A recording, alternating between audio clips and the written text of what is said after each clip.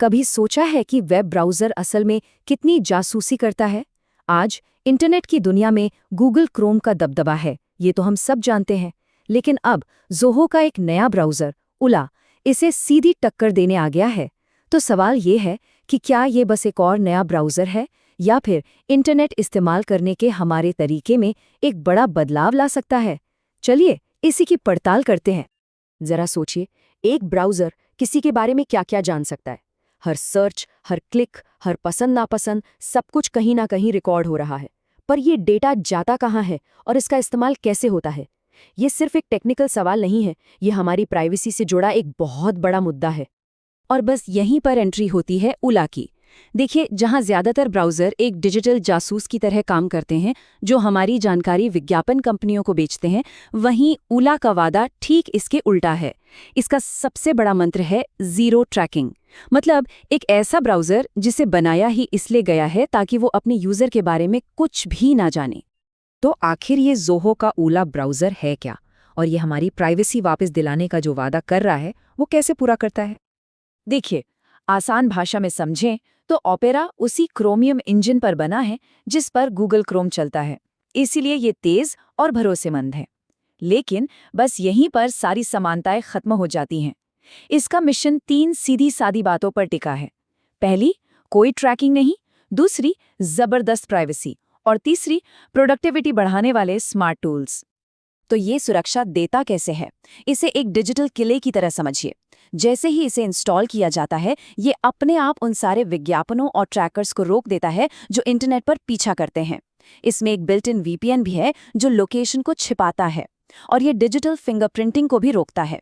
ये एक ऐसी ट्रिक है जिससे वेबसाइट्स बिना कुकीज के भी पहचान लेती हैं। मतलब साफ है, डेटा पर कंट्रोल अब वापस यूजर के हाथ में। अब बात करते हैं उला के सबसे अनोखे और सबसे पावरफुल फीचर की, जो ब्राउजिंग के पूरे एक्सपीरियंस को ही बदल देता है। सोचिए, एक ऐसा ब्राउज़र हो जो काम और मूड के हिसाब से खुद को बदल ले। यही है मोड बेस्ड ब्राउजिंग।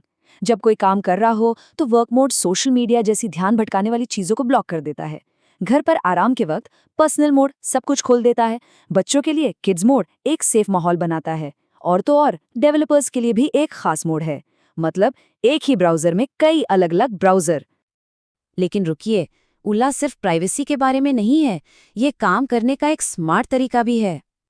इसके अंदर 5 से भी ज्यादा जबरदस्त टूल पहले से ही मौजूद हैं, जो कई अलग अलग ऐप्स की जरूरत को खत्म कर सकते हैं। देखते हैं ये कौन से हैं। हम सब जानते हैं कि ब्राउज़र में 50 टैब खुले हों तो कैसा लगता है।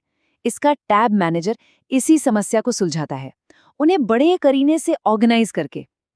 किसी वेबसाइट पर कुछ जरूरी दिखा, बस वहीं पर एक स्टिकी नोट बना लीजिए।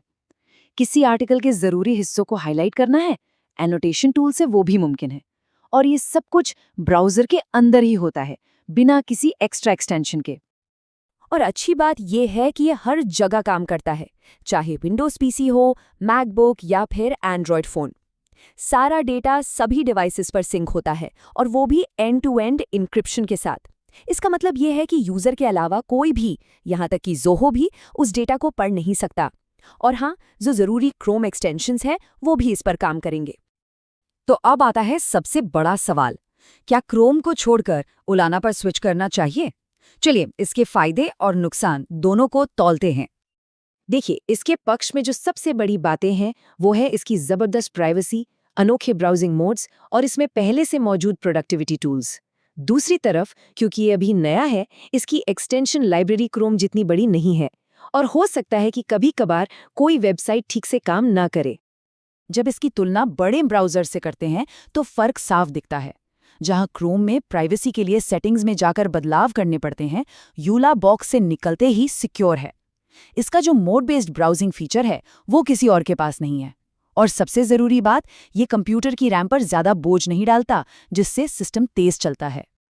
तो कुल मिलाकर बात यह है कि अगर कोई अपनी ऑनलाइन प्राइवेसी को लेकर वाकई गंभीर है और विज्ञापनों से भरे इंटरनेट से थक चुका है, तो उसके लिए ओला एक बहुत ही शानदार विकल्प हो सकता है। तो आखिर में सवाल सिर्फ यूला या क्रोम चुनने का नहीं है। सवाल ये है कि हम भविष्य के इंटरनेट से क्या चाहते हैं। क्या हमें सिर्फ तेज रफ्तार चाहिए या फिर अपनी प्राइवेसी और अपने डेटा पर पूरा कंट्रोल भी?